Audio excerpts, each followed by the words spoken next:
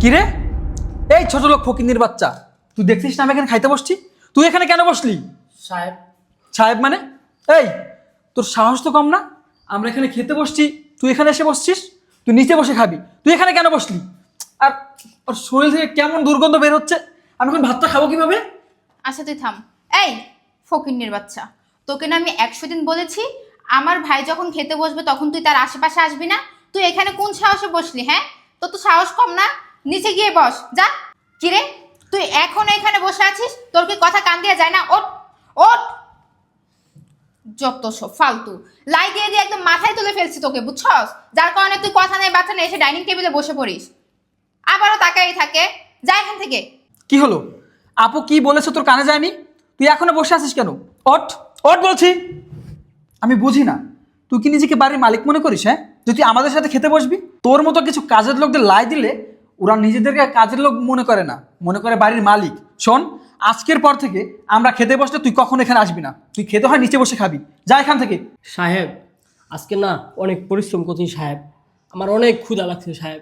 দেখলাম আপর আপনি বসে টেবিলে ভাত খাচ্ছেন, তাই আমি এই টেবিলে এসে বসলাম। সাহেব আমার পেটে না অনেক ক্ষুধা সাহেব, আমাকে যদি করা বাদ দিন সাহেব, আমি এখান থেকে খেয়েই চলে যাব। চুপ কর, আর একটা কথাও বলবি না। আর কি বললি? পরিশ্রম করেছিস? এই, তোকে আমাদের বাসায় রাখছি টাকা দিয়ে পরিশ্রম করার জন্য। কাজ করবি, তারপর খাবি। আমরা খেয়ে যদি থাকে তাহলে খাবি, নয়তো না খেয়ে থাকবি। আর কি বললি? তুই আমার আপুকে আপু বলে কেন বললি? শোন, ও তোর আপু না, তোর ম্যাডাম। আজকের পর থেকে যদি কখনো শুনেছি তুই আমার বোনকে আপু বলে ডেকেছিস, তারপর তোকে কিন্তু এই বাসা থেকে বের করে দিব। তুই এখন এখান থেকে যা, আমার মাথাটা আর গরম করিস না। কিরে, কথা কি তোর কান দিয়ে যায় না? তোকে কতবার বলেছি এখান থেকে যাওয়ার জন্য, এখনো বেহায়া নির্লজ্জের মতো দাঁড়ায় আসিস। তোদের মতো কাজের লোকদের না এই একটাই খারাপ অভ্যাস, তোদেরকে 100 কথা বললেও তোদের গায়ে লাগে না। তোদের কি গন্ডারের চামড়া? হ্যাঁ, তোদের কি মানুষের চামড়া না শরীরে?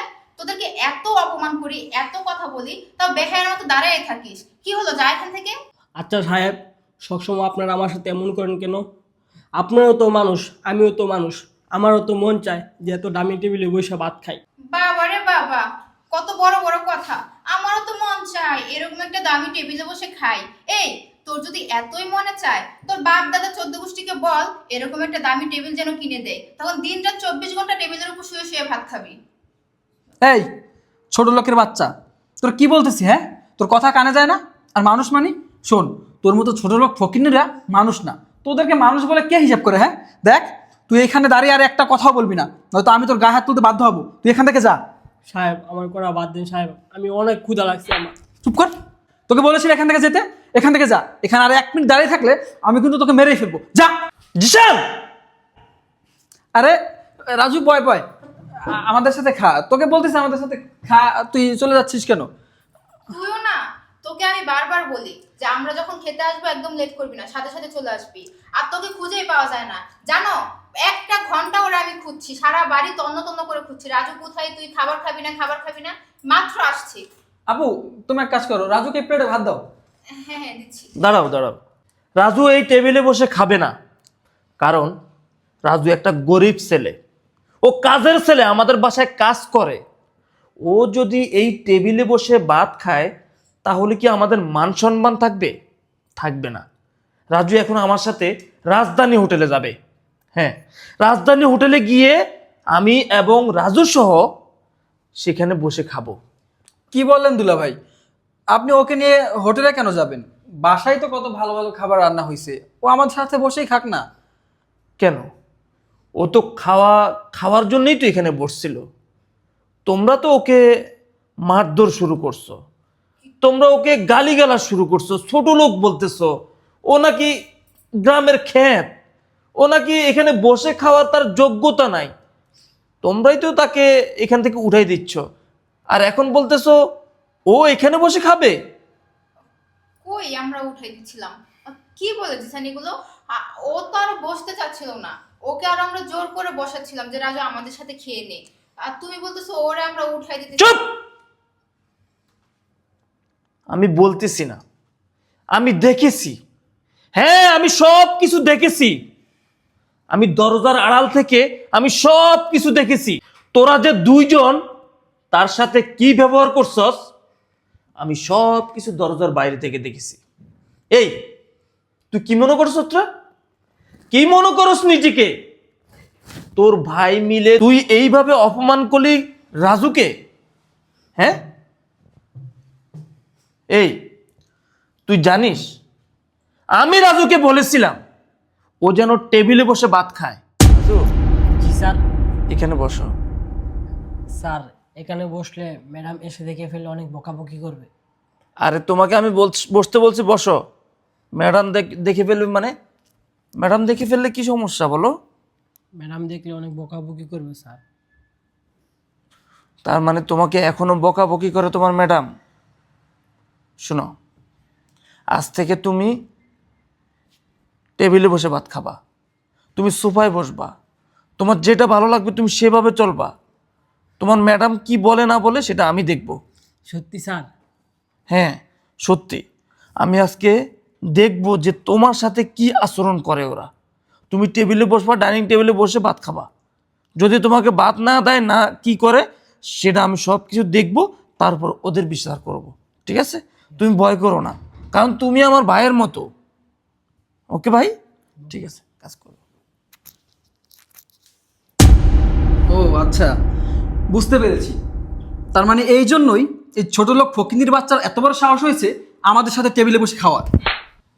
এই কি ব্যাপার, তুমি আমার ভাইয়ের গায়ে থাপ্পড় মারলে কেন? আমি বুঝলাম না, সামান্য একটা কাজের ছেলের জন্য তুমি আমার ভাইয়ের গায়ে হাত তুলছো। দেখো, আমি আর তোমার সাথে সংসার করব না। তোমার এই বাসায় আমি আর আমার ভাই এক মুহূর্তও থাকবো না। তুমি থাকো তোমার এই ছোট লোক ফকিন্নির বাচ্চাকে নিয়ে। বুঝতে পারছি, মানে তুমি এখন আমার বাসায় থাকবা না কেন? আমি তোমার ভাইয়ের গালে থাপ্পড় দিয়েছি। তোমার কপাল ভালো যে তোমার গালে থাপ্পড় দেই নাই। যদি আমি তোমাকে থাপ্পড় দিতে পারতাম না, তাহলে আমি শান্তি পেতাম। তোমার ভাই কি বললো? ও কাজের ছেলে, ও ছোট লোক। আরে ছোট লোক তো তোমরা। হ্যাঁ, তোমরা ছোট লোক।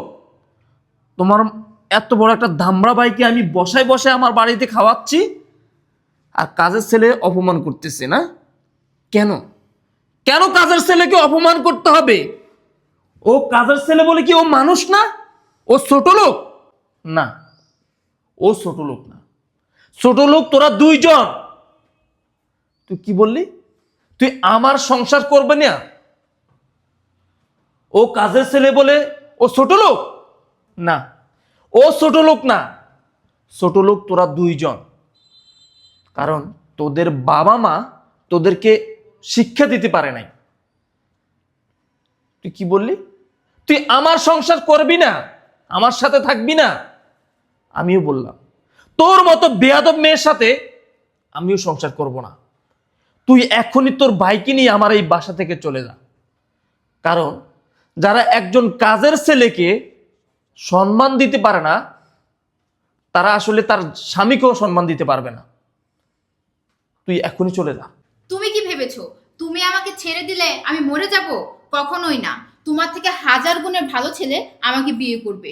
তোমার মতো জামাই না থাকলেও আমার চলবে। এই ভাই চল, আয়। দাঁড়া, চলে যা, সমস্যা নেই, কিন্তু যাওয়ার আগে একটা কথা শুন। কি বললি তুই? তোর বাপ মা তোরে খাওয়াইবে। জানি তো তোর বাপ মার অনেক টাকা পয়সা আছে, টাকা পয়সা রাখতে পারে না, মানে জায়গা নেই। সেই জায়গার কারণেই তোর একটা দারমার মতো বাইকে আমার গাড়ির উপরে উঠে রাখছে, যেন তাকে আমি খাওয়ানো লাগে। কই, তোর বাপ মা তো ওরেও ফালতে পারে না, আবার তোরে ফালবে?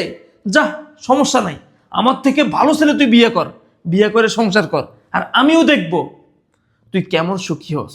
যা, চলে যা, আয় চল। বের হ। রাজু, আমি জানি ওরা ভালো না, ওরা তোর উপরে প্রতিনিয়ত নির্যাতন করে। তুই আমাকে ক্ষমা করে দিস ভাই। আমি যেদিন তোকে আমার বাসায় আনছিলাম না, আমি কখনো তোকে মনে করি নাই যে তুই আমার বাসার কাজের ছেলে। আমি সবসময় তোকে আমার ছোট ভাইয়ের মতো জানি, তোকে আমি ছোট ভাইয়ের মতোই ভালোবাসি। ভাই, মন খারাপ করিস না।